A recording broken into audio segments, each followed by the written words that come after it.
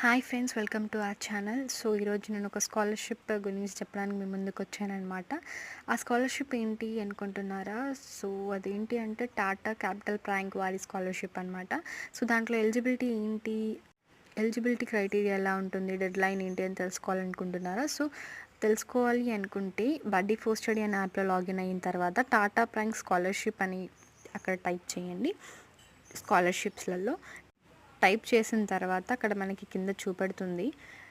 Apply అని click చేసి మనకి డీటెయిల్స్ అన్నీ తెలుసుకోండి. డెడ్ లైన్ ఎప్పటివరకు, ఎంత అమౌంట్ ఇస్తారు, ఎలిజిబిలిటీ ఏంటి, ఇవన్నీ తెలుసుకుంటే మీరు అక్కడ మనకి చూపిస్తుంది కదా మనకి ఎంత అమౌంట్ ఇస్తారు ఏంటి.